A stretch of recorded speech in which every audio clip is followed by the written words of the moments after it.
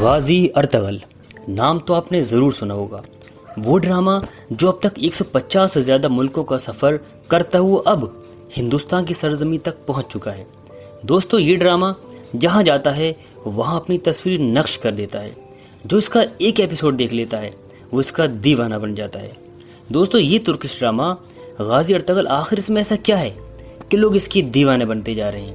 دوستو اس ویڈیو میں ہم بات کریں گے اسی ترکش ڈرامے غازی ارطغرل کے بارے میں. آخر اس ڈرامے کا سفر کب شروع ہوا اور یہاں تک کیسے پہنچا.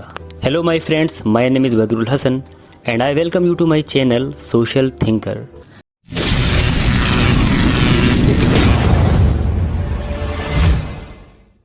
دوستو 2014 میں ترکش میں محمد بوزداغ نام کے ایک ڈائریکٹر نے ایک ڈرامہ سیریز بنائی ڈرلس ارطغرل کے نام سے, اور دیکھتے ہی دیکھتے اس کی شہرت اتنی بڑھتی چلی گئی کہ یہ 150 سے زیادہ ملکوں میں ٹرانسلیشن کے ساتھ دیکھا جانے لگا. دیکھنے میں تو یہ ایک نارمل ایک ایکشن سیریز ہے, بٹ اس میں خاص بات یہ ہے کہ یہ ریئل اسٹوری پر بیسڈ ہے, یعنی ترکوں کی اپنی ہسٹری پر بیسڈ ہے. وہ ترک جنہوں نے صدیوں حکومت کی, اور ایسی حکومت جو اپنے وقت کی سپر پاور رہی اور جس کی مدت 650 سال اپنی سلطنت کی رہی.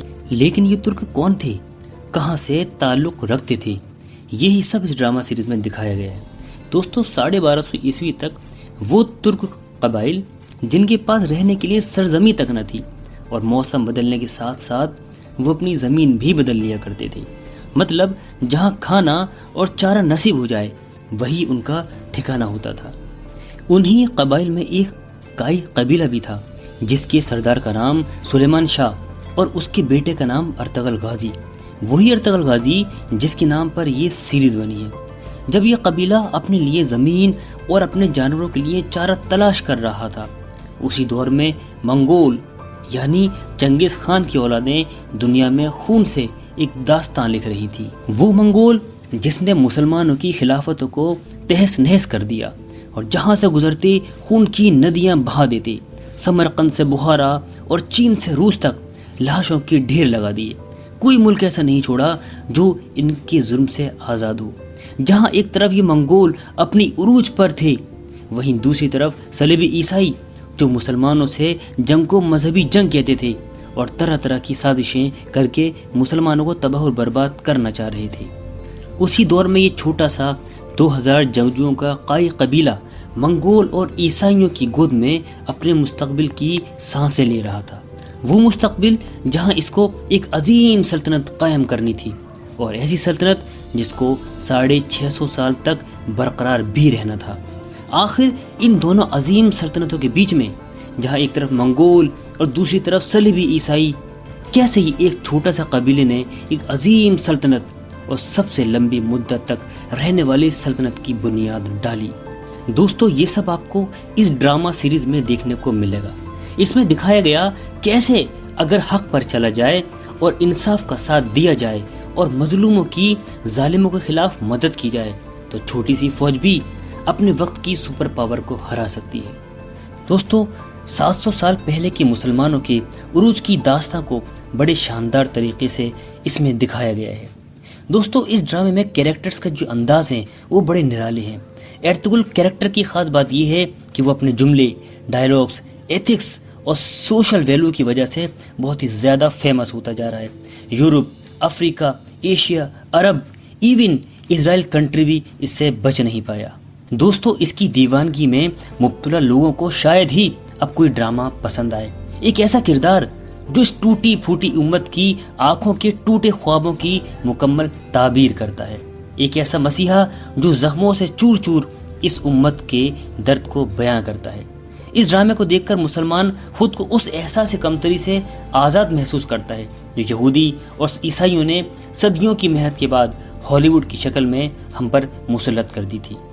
اس ڈرامے کو دیکھ کر خود کو مسلم ہونے پر فخر محسوس ہونے لگتا ہے, اور یہ ڈرامہ اسلامک کلچر کو قابل فخر بنا کر پیش کرتا ہے. اس ڈرامے کی مقبولیت کا اندازہ آپ اس بات سے لگا سکتے ہیں کہ مغربی دنیا اس کے خلاف لگاتار منصوبے بنا رہی ہے, اور نیو یارک ٹائم نے اس ڈرامہ سیریز کو ایک خاموش بوم تک کہہ دیا. سعودی عربیہ, یمن نے اس کو بین کر دیا, اور حد تو تب ہوئی جب مصر کی حکومت نے اس کے خلاف فتویٰ جاری کر دیا۔ لیکن کیا ان سب کے باوجود اس ڈرامے کا دیکھنا کم ہوا؟ نہیں، بلکہ مزید بڑھ گیا۔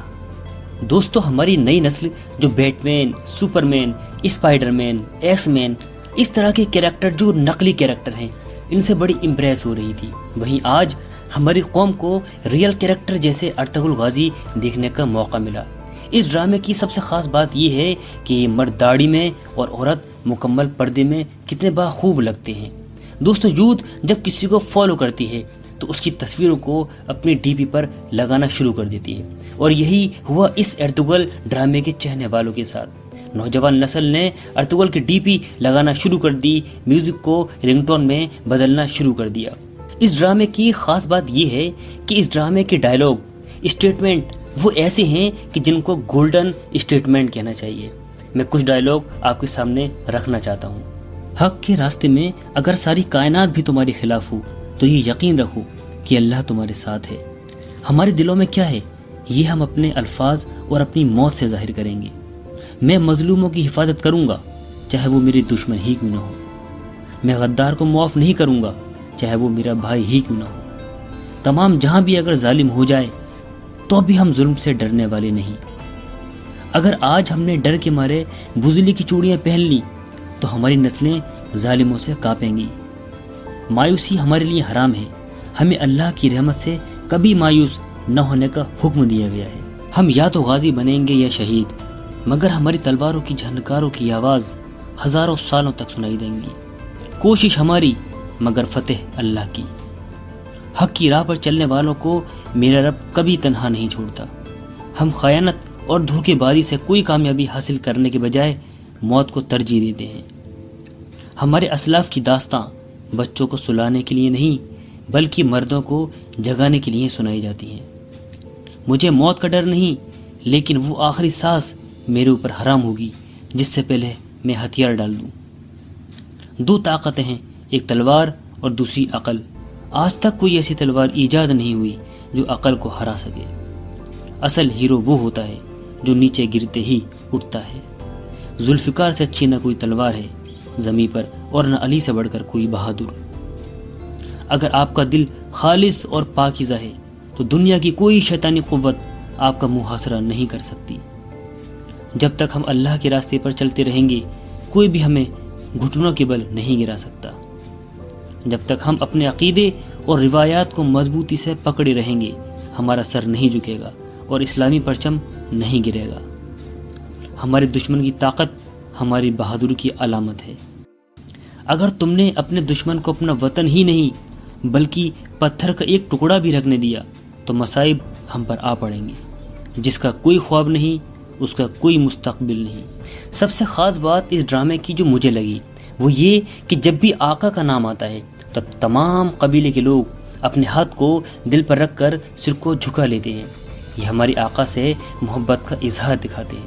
اس ڈرامے میں خدا کی اطاعت، حضور سے عشق، قوم کی غیرت، دینی اہمیت اور فلاحی انسانیت خوب دیکھنے کو ملے گی۔ جہاں آپ کو اس ڈرامے میں وفاداری، محبت، دوسروں پر قربان ہونا دکھایا ہے، وہیں یہ ڈرامہ یہ بھی دکھاتا ہے کہ کیسے سازش، چالاکی اور منافقوں سے کیسے ہینڈل کرنا ہے۔ یہ ڈرامہ بچوں کی تربیت کے لیے اور خاص طور سے بڑوں کی غیرت جگانے کے لیے، نا امیدی کو ختم کرنے کے لیے اور یہ یقین دلانے کے لیے کہ آپ کی تعداد کتنی ہی کم ہو، اگر آپ کے پاس ایمان ہے، آپ کے پاس غیرت ہے، آپ کا اپنے رب پر پورا بھروسہ ہے تو کامیابی آپ کے قدم ضرور چومے گی۔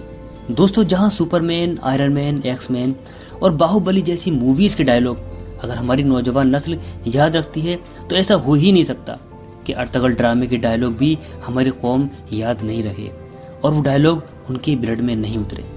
دوستو، یہی وجہ ہے اس ڈرامے ارطغرل غازی کے مشہور ہونے کی۔